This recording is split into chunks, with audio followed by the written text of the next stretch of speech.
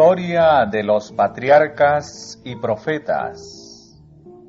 El gran conflicto entre el bien y el mal, ilustrado en la vida de los santos de la antigüedad. Por Elena G. de Huay.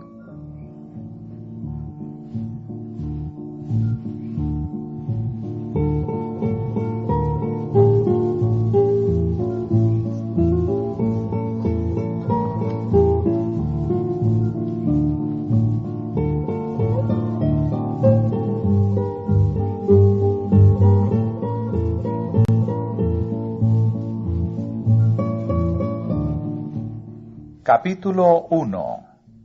El origen del mal.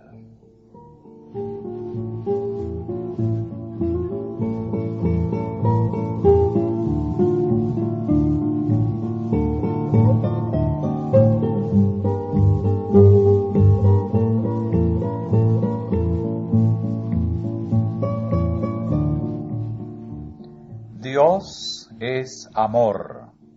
Su naturaleza y su ley son amor. Lo ha sido siempre y lo serán para siempre. El alto y sublime, el que habita la eternidad, cuyos caminos son eternos, no cambia. En él no hay mudanza ni sombra de variación.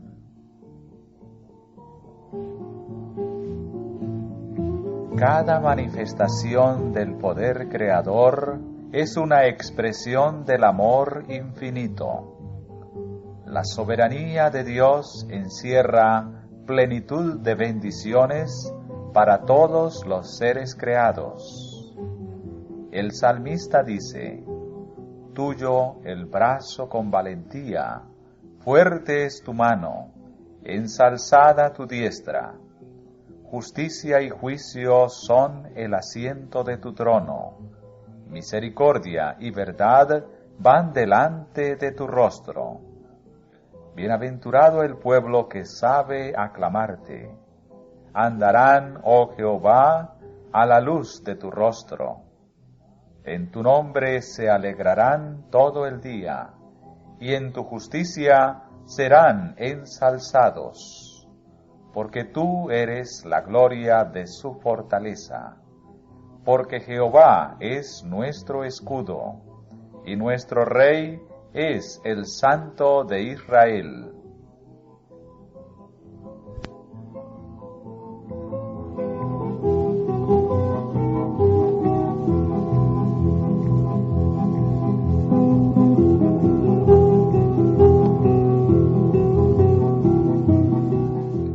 La historia del gran conflicto entre el bien y el mal, desde que principió en el cielo hasta el final abatimiento de la rebelión y la total extirpación del pecado, es también una demostración del inmutable amor de Dios.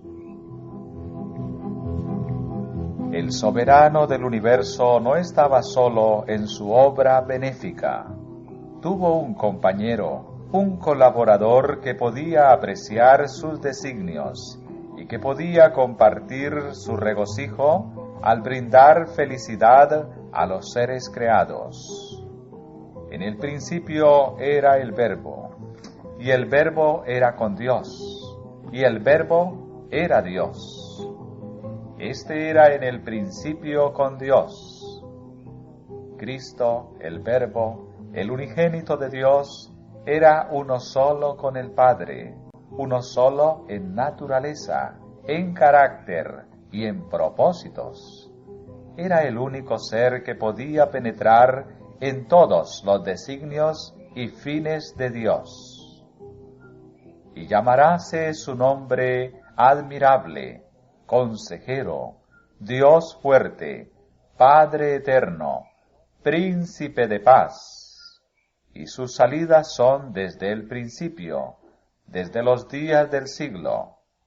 Y el Hijo de Dios, hablando de sí mismo, declara: Jehová me poseía en el principio de su camino, ya de antiguo, antes de sus obras. Eternalmente tuve el principado. cuando establecía los fundamentos de la tierra. Con él estaba yo ordenándolo todo, y fui su delicia todos los días, teniendo solaz delante de él en todo tiempo.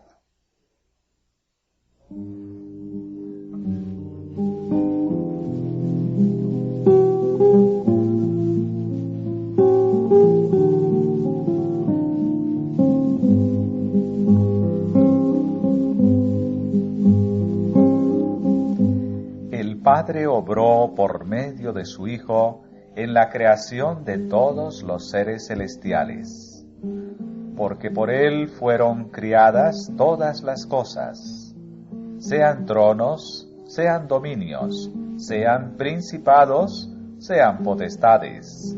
Todo fue creado por él y para él.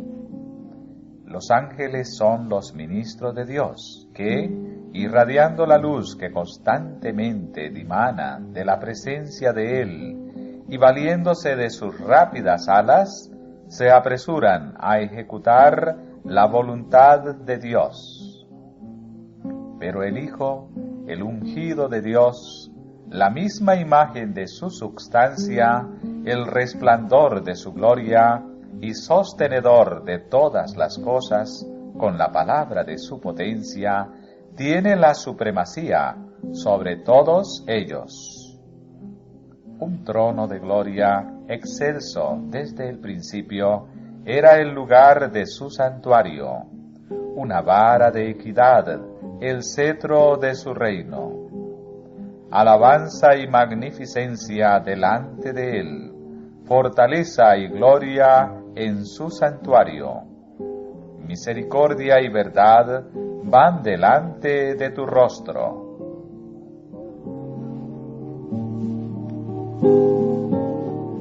Siendo la ley del amor el fundamento del gobierno de Dios, la felicidad de todos los seres inteligentes depende de su perfecto acuerdo con los grandes principios de justicia de esa ley. Dios desea de todas sus criaturas el servicio que nace del amor, de la comprensión y del aprecio de su carácter. No halla placer en una obediencia forzada y otorga a todos libre albedrío para que puedan servirle voluntariamente.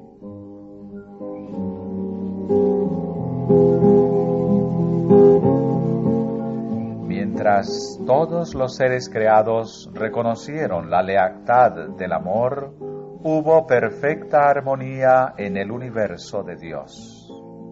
Cumplir los designios de su Creador era el gozo de las huestes celestiales. Se deleitaban en reflejar la gloria del Todopoderoso y en alabarle, y su amor mutuo fue fiel y desinteresado, mientras el amor de Dios fue supremo. No había nota discordante que perturbara las armonías celestiales. Pero se produjo un cambio en ese estado de felicidad. Hubo uno que pervirtió la libertad que Dios había otorgado a sus criaturas. El pecado se originó en aquel que, después de Cristo, había sido el más honrado por Dios y que era el más exaltado en poder y en gloria entre los habitantes del cielo. Lucifer, el hijo de la mañana, era el principal de los querubines cubridores, santo e inmaculado. Estaba en la presencia del gran Creador, y los incesantes rayos de gloria que envolvían al Dios eterno caían sobre él. Así ha dicho el Señor Jehová: tú echas el sello a la proporción, lleno de sabiduría y acabado en hermosura. En Edén, en el huerto de Dios estuviste, toda piedra preciosa fue tu vestidura. Tú, querubín grande, cubridor, y yo te puse. En el santo monte de Dios estuviste. En medio de piedras de fuego has andado. Perfecto eras en todos tus caminos, desde el día que fuiste criado hasta que se halló en ti maldad.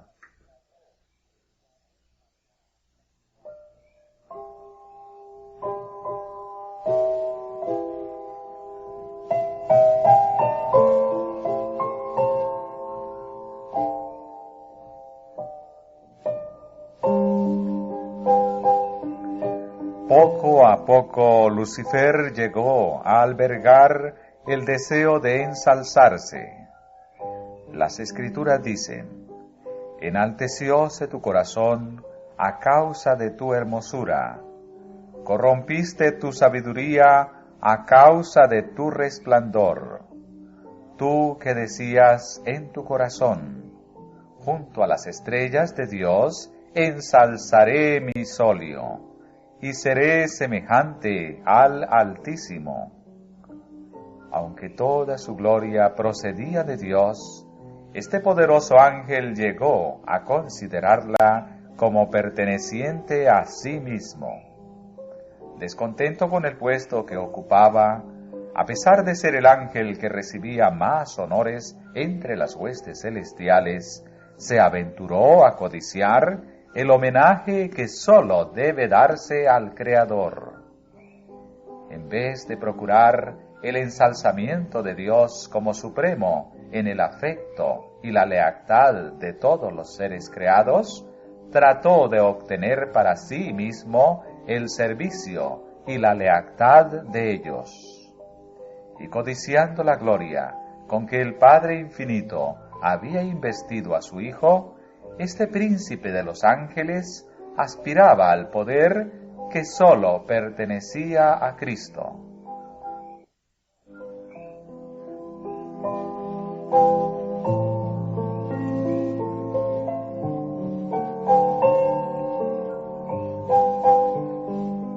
Ahora, la perfecta armonía del cielo estaba quebrantada. La disposición de Lucifer de servirse a sí mismo en vez de servir a su Creador despertó un sentimiento de honda aprensión cuando fue observada por quienes consideraban que la gloria de Dios debía ser suprema. Reunidos en concilio celestial, los ángeles rogaron a Lucifer que desistiese de su intento. El Hijo de Dios presentó ante él la grandeza, la bondad y la justicia del Creador, y también la naturaleza sagrada e inmutable de su ley. Dios mismo había establecido el orden del cielo y, al separarse de él, Lucifer deshonraría a su Creador y acarrearía la ruina sobre sí mismo. Pero la amonestación, hecha con misericordia y amor infinitos, solamente despertó un espíritu de resistencia. Lucifer permitió que su envidia hacia Cristo prevaleciese y se afirmó más en su rebelión.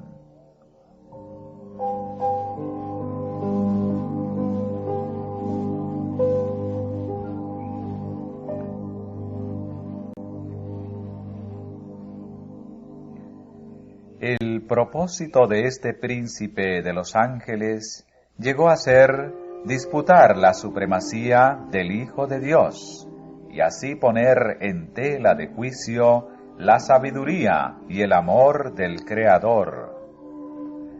Al lograr este fin estaba por consagrar las energías de aquella mente maestra, la cual, después de la de Cristo, era la principal entre las huestes de Dios. Pero aquel que quiso que sus criaturas tuviesen libre albedrío, no dejó a ninguna de ellas inadvertida en cuanto a los sofismas perturbadores, con los cuales la rebelión procuraría justificarse. antes de que la gran controversia principiase, debía presentarse claramente a todos la voluntad de aquel cuya sabiduría y bondad eran la fuente de todo su regocijo.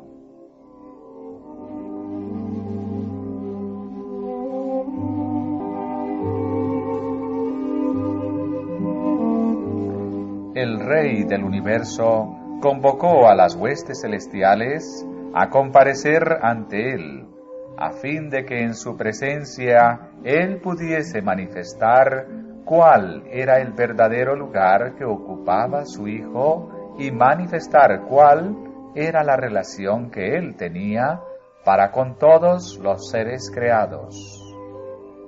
El Hijo de Dios compartió el trono del Padre, y la gloria del Ser Eterno, que existía por sí mismo, cubrió a ambos. Alrededor del trono se congregaron los santos ángeles, una vasta e innumerable muchedumbre, millones de millones, y los ángeles más elevados, como ministros y súbditos, se regocijaron en la luz que de la presencia de la Deidad caía sobre ellos. Ante los habitantes del cielo reunidos, el Rey declaró que ninguno, excepto Cristo, el Hijo unigénito de Dios, podía penetrar en la plenitud de sus designios y que a éste le estaba encomendada la ejecución de los grandes propósitos de su voluntad.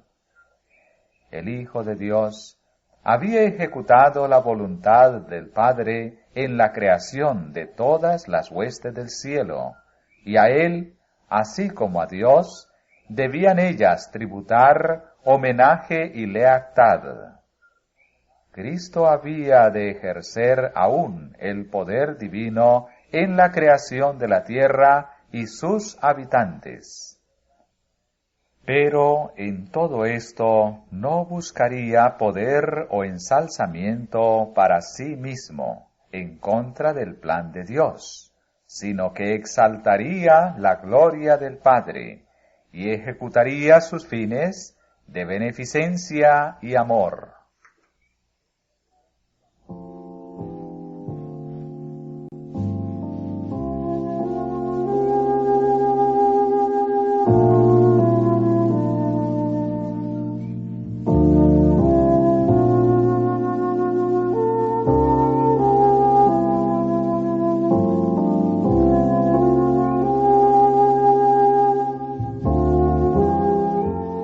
Los ángeles reconocieron gozosamente la supremacía de Cristo y postrándose ante él, le rindieron su amor y adoración. Lucifer se postró con ellos, pero en su corazón se libraba un extraño y feroz conflicto. La verdad, la justicia y la lealtad luchaban contra los celos y la envidia. La influencia de los santos ángeles pareció por algún tiempo arrastrarlo con ellos. Mientras en melodiosos acentos se elevaban himnos de alabanza, cantados por millares de alegres voces, el espíritu del mal parecía vencido. Indecible amor conmovía su ser entero. Al igual que los inmaculados adoradores, su alma se hinchó del amor hacia el Padre y el Hijo. Pero luego se llenó del orgullo de su propia gloria. Volvió a su deseo de supremacía y nuevamente dio cabida a su envidia hacia Cristo. Los altos honores conferidos a Lucifer no fueron justipreciados como dádiva especial de Dios, y por lo tanto no produjeron gratitud alguna hacia su Creador. Se jactaba de su esplendor y elevado puesto, y aspiraba a ser igual a Dios. La hueste celestial le amaba y reverenciaba.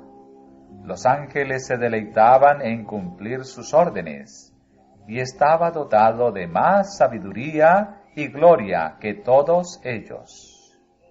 Sin embargo, el Hijo de Dios ocupaba una posición más exaltada que él. Era igual al Padre en poder y autoridad.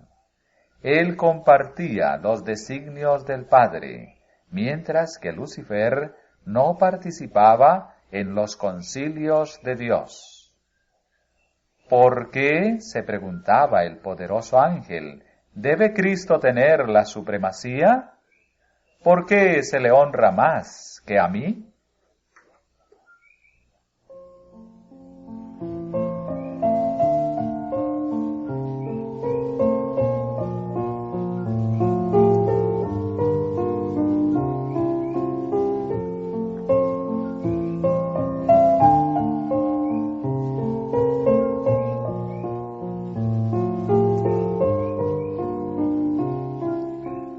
Abandonando su lugar en la inmediata presencia del Padre, Lucifer salió a difundir el espíritu de descontento entre los ángeles.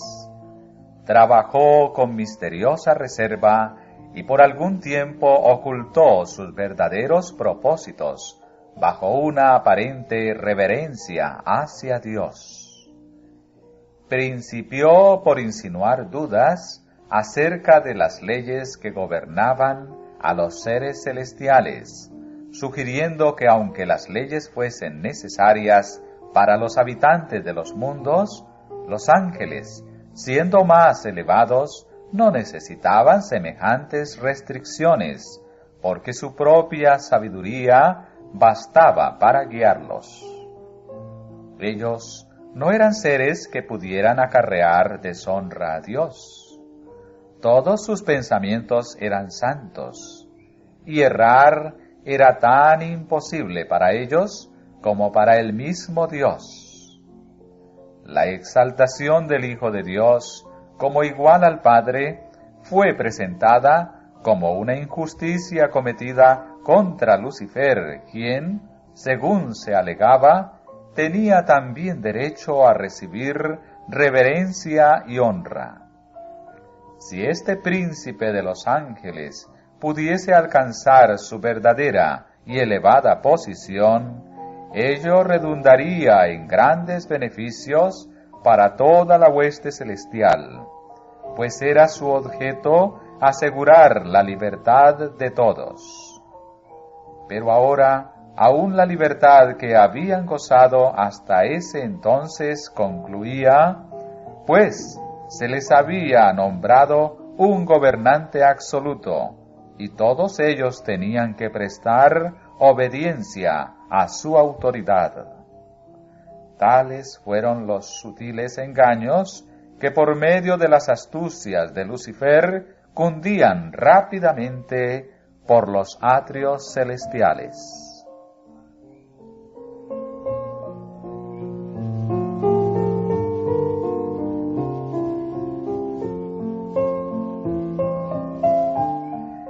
No se había efectuado cambio alguno en la posición o en la autoridad de Cristo. La envidia de Lucifer, sus tergiversaciones y sus pretensiones de igualdad con Cristo habían hecho absolutamente necesaria una declaración categórica acerca de la verdadera posición que ocupaba el Hijo de Dios. Pero ésta había sido la misma desde el principio. Sin embargo, las argucias de Lucifer confundieron a muchos ángeles.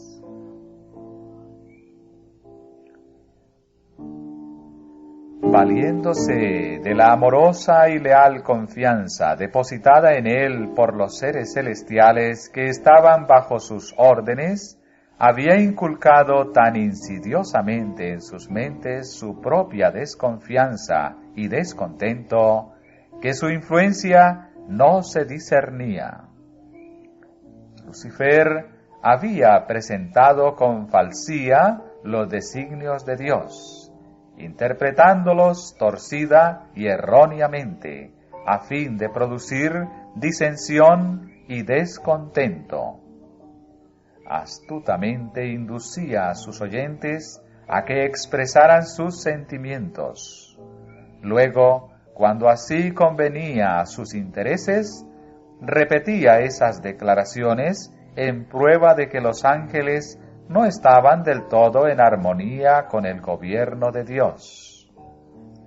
Mientras aseveraba tener perfecta lealtad hacia Dios, insistía en que era necesario que se hiciesen cambios en el orden y las leyes del cielo para asegurar la estabilidad del gobierno divino. Así, mientras obraba por despertar oposición a la ley de Dios y por inculcar su propio descontento en la mente de los ángeles que estaban bajo sus órdenes, hacía alarde de querer eliminar el descontento y reconciliar a los ángeles desconformes con el orden del cielo. Mientras fomentaba secretamente el desacuerdo y la rebelión, con pericia consumada aparentaba que su único fin era promover la lealtad y preservar la armonía y la paz.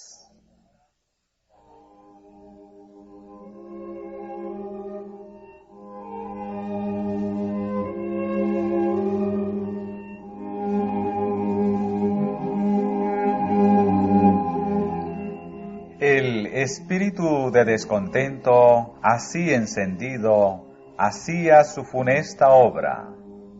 Aunque no había rebelión abierta, el desacuerdo aumentaba imperceptiblemente entre los ángeles. Algunos recibían favorablemente las insinuaciones de Lucifer contra el gobierno de Dios.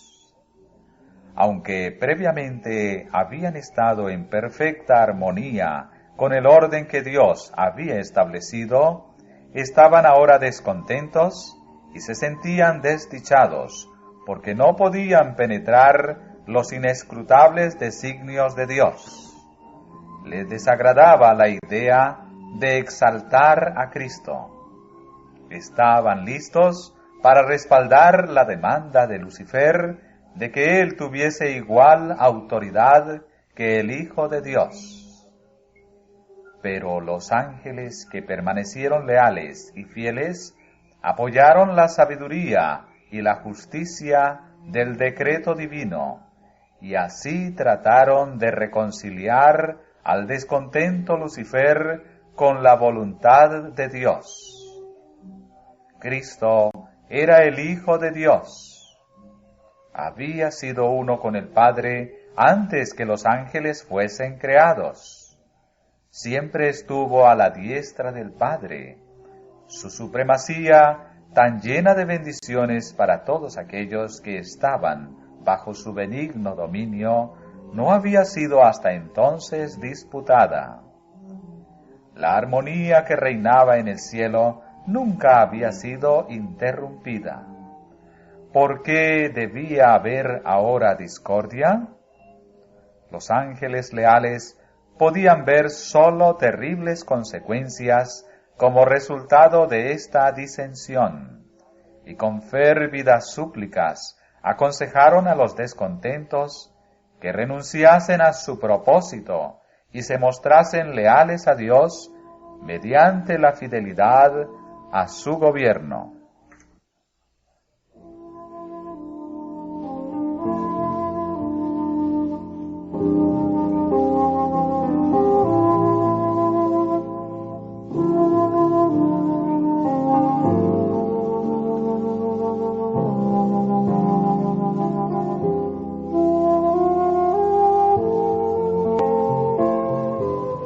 Con gran misericordia, según su divino carácter, Dios soportó por mucho tiempo a Lucifer.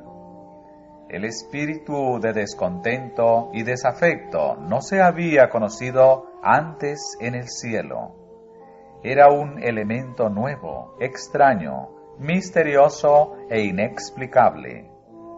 Lucifer mismo, al principio, no entendía la verdadera naturaleza de sus sentimientos. Durante algún tiempo había temido dar expresión a los pensamientos y a las imaginaciones de su mente. Sin embargo, no los desechó. No veía el alcance de su extravío. Para convencerlo de su error, se hizo cuanto esfuerzo podían sugerir la sabiduría y el amor infinitos. Se le probó que su desafecto no tenía razón de ser, y se le hizo saber cuál sería el resultado si persistía en su rebeldía. Lucifer quedó convencido de que se hallaba en el error. Vio que justo es Jehová en todos sus caminos y misericordioso en todas sus obras, que los estatutos divinos son justos y que debía reconocerlos como tales ante todo el cielo. De haberlo hecho, podría haberse salvado a sí mismo y a muchos ángeles.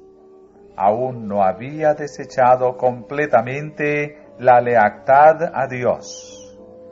Aunque había abandonado su puesto de querubín cubridor, si hubiese querido volver a Dios, reconociendo la sabiduría del Creador y conformándose con ocupar el lugar que se le asignó en el gran plan de Dios, habría sido restablecido en su puesto.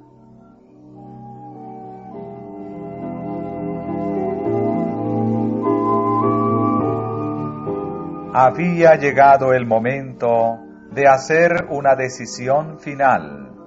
Él debía someterse completamente a la divina soberanía o colocarse en abierta rebelión. Casi decidió volver sobre sus pasos, pero el orgullo no se lo permitió. Era un sacrificio demasiado grande para quien había sido honrado tan altamente el tener que confesar que había errado, que sus ideas y propósitos eran falsos, y someterse a la autoridad que había estado presentando como injusta.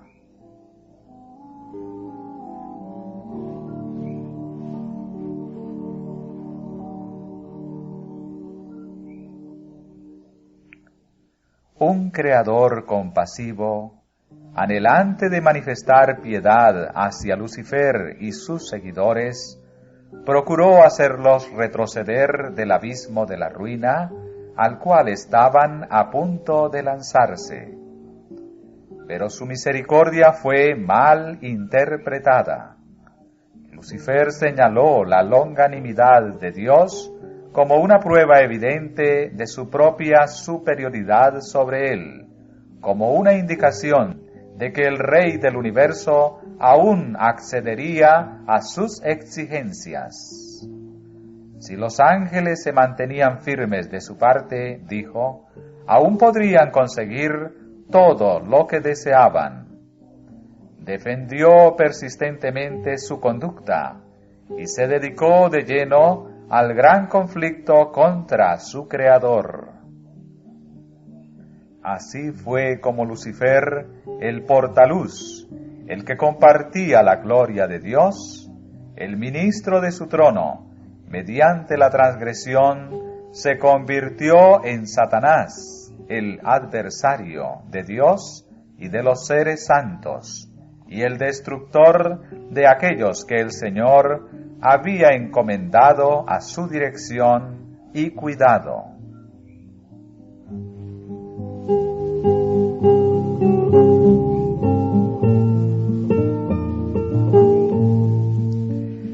Rechazando con desdén los argumentos y las súplicas de los ángeles leales, los tildó de esclavos engañados. declaró que la preferencia otorgada a Cristo era un acto de injusticia tanto hacia él como hacia toda la hueste celestial, y anunció que desde ese entonces no se sometería a esa violación de los derechos de sus asociados y de los suyos propios. Nunca más reconocería la supremacía de Cristo. Había decidido reclamar el honor que se le debió haber otorgado y asumir la dirección de cuantos quisieran seguirle, y prometió a quienes entrasen en sus filas un gobierno nuevo y mejor, bajo cuya tutela todos gozarían de libertad. Gran número de ángeles manifestó su decisión de aceptarle como su caudillo. Engreído por el favor que recibieran sus designios, alentó la esperanza de atraer a su lado a todos los ángeles para hacerse igual a Dios mismo y ser obedecido por toda la hueste celestial.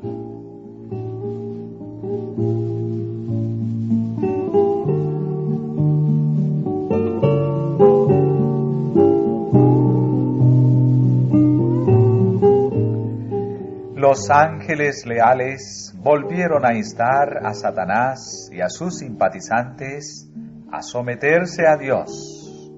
Les presentaron lo que resultaría inevitable en caso de rehusarse. El que los había creado podía vencerlos y castigar severamente su rebelde osadía. Ningún ángel podía oponerse con éxito a la ley divina, tan sagrada como Dios mismo. Advirtieron y aconsejaron a todos que hiciesen oídos sordos a los razonamientos engañosos de Lucifer, y le instaron a él y a sus secuaces a buscar la presencia de Dios sin demora alguna, y a confesar el error de haber puesto en tela de juicio la sabiduría y la autoridad divinas.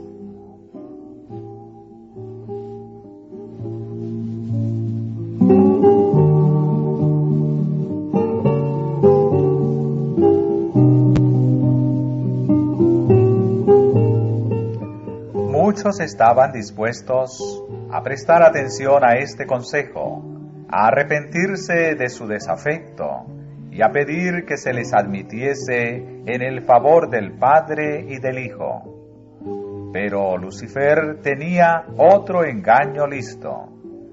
El poderoso rebelde declaró entonces que los ángeles que se le habían unido habían ido demasiado lejos para retroceder, que él estaba bien enterado de la ley divina y que sabía que Dios no los perdonaría.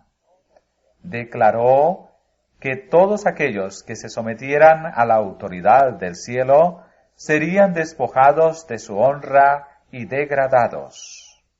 En cuanto a él se refería, estaba dispuesto a no reconocer nunca más la autoridad de Cristo.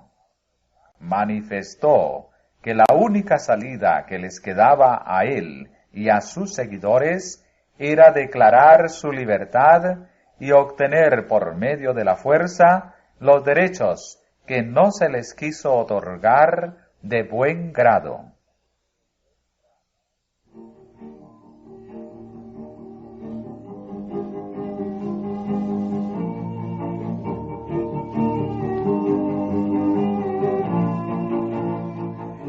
En lo que concernía a Satanás mismo, era cierto que ya había ido demasiado lejos en su rebelión para retroceder. Pero no ocurría lo mismo con aquellos que habían sido cegados por sus engaños.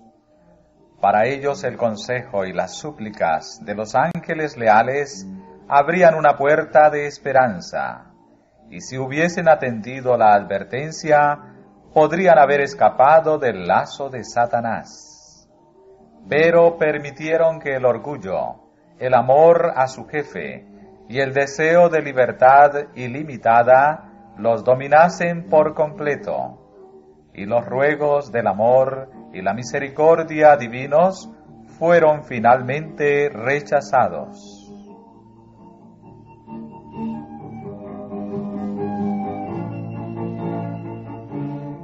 Dios permitió que Satanás siguiese con su obra hasta que el espíritu de desafecto se trocó en una activa rebelión. Era necesario que sus planes se desarrollasen en toda su plenitud, para que su verdadera naturaleza y tendencia fuesen vistas por todos. Como querubín ungido, Lucifer había sido altamente exaltado. Era muy amado por los seres celestiales, y su influencia sobre ellos era poderosa. El gobierno de Dios incluía no solo los habitantes del cielo, sino también los de todos los mundos que había creado, y Lucifer llegó a la conclusión de que si pudiera arrastrar a los ángeles celestiales en su rebelión, podría también arrastrar a todos los mundos. Él había presentado su punto de vista astutamente, haciendo uso de sofismas y engaños para lograr sus fines. Su poder para engañar era enorme. Disfrazándose con un manto de mentira, había obtenido una ventaja. Todo cuanto hacía estaba tan revestido de misterio que era muy difícil revelar a los ángeles la verdadera naturaleza de su obra. Hasta que ésta no estuviese plenamente desarrollada, no podría manifestarse cuán mala era ni su desafecto sería visto como rebelión. Aún los ángeles leales no podían discernir bien su carácter, ni ver a dónde se encaminaba su obra.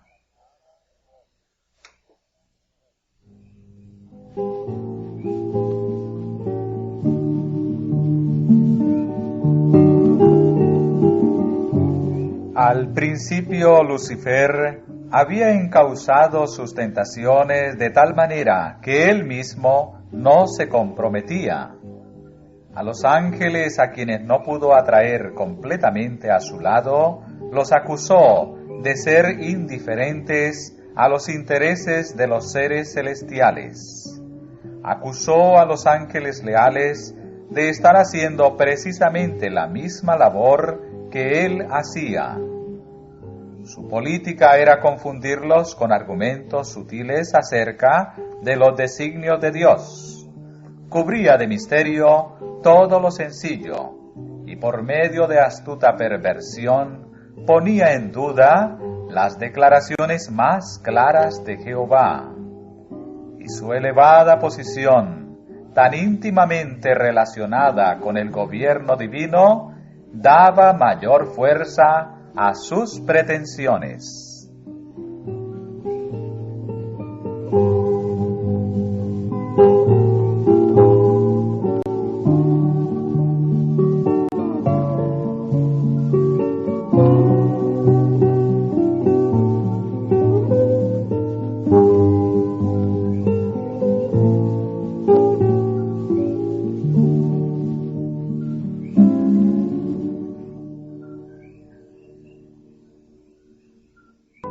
Dios podía emplear solo aquellos medios que fuesen compatibles con la verdad y la justicia. Satanás podía valerse de medios que Dios no podía usar, la lisonja y el engaño. Había procurado falsear la palabra de Dios y había tergiversado el plan de gobierno divino, alegando que el Creador no obraba con justicia al imponer leyes a los ángeles, que al exigir sumisión y obediencia de sus criaturas, buscaba solamente su propia exaltación. Por lo tanto, era necesario demostrar ante los habitantes del cielo y de todos los mundos que el gobierno de Dios es justo y su ley perfecta. Satanás había fingido que procuraba fomentar el bien del universo. El verdadero carácter del usurpador y su verdadero objetivo debían ser comprendidos por todos. Debía dársele tiempo suficiente para que se revelase por medio de sus propias obras inicuas.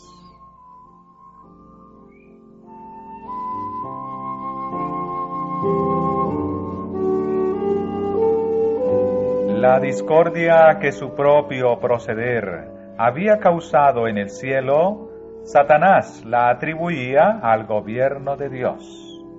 Todo lo malo, decía, era resultado de la administración divina. Alegaba que su propósito era mejorar los estatutos de Jehová.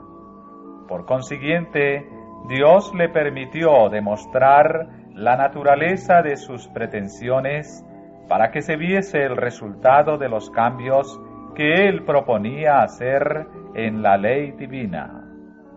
Su propia labor había de condenarle.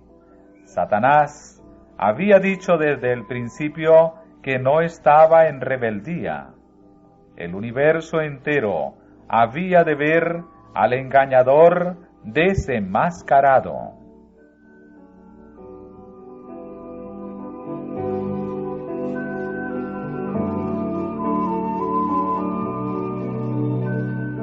Aunque Satanás fue arrojado del cielo, la sabiduría infinita no le aniquiló, puesto que sólo el servicio inspirado por el amor puede ser aceptable para Dios. La lealtad de sus criaturas debe basarse en la convicción de que Él es justo y benévolo. Por no estar los habitantes del cielo y de los mundos preparados para entender la naturaleza o las consecuencias del pecado, no podrían haber discernido la justicia de Dios en la destrucción de Satanás. Si se le hubiese suprimido inmediatamente, algunos habrían servido a Dios por temor más bien que por amor. La influencia del engañador no habría sido anulada totalmente, ni se habría extirpado por completo el espíritu de rebelión.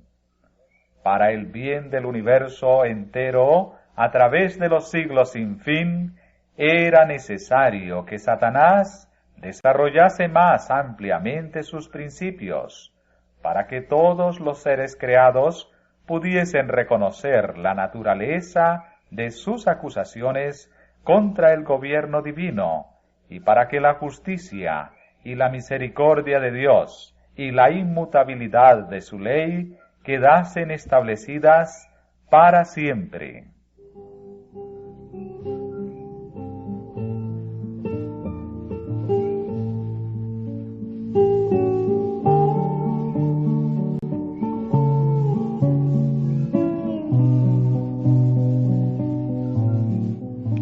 La rebelión de Satanás había de ser una lección para el universo a través de todos los siglos venideros, un testimonio perpetuo acerca de la naturaleza del pecado y sus terribles consecuencias.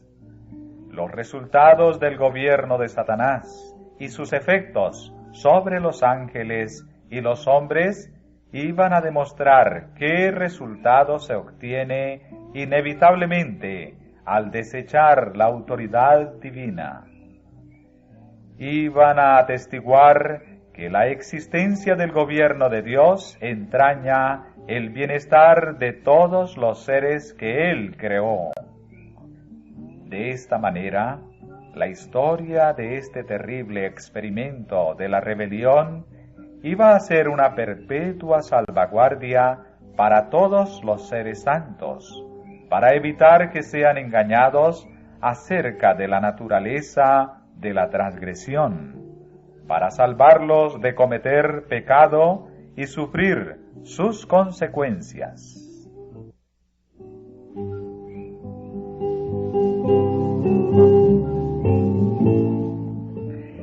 que gobierna en los cielos ve el fin desde el principio. Aquel en cuya presencia los misterios del pasado y del futuro son manifiestos, más allá de la angustia, las tinieblas y la ruina provocadas por el pecado, contempla la realización de sus propios designios de amor y bendición.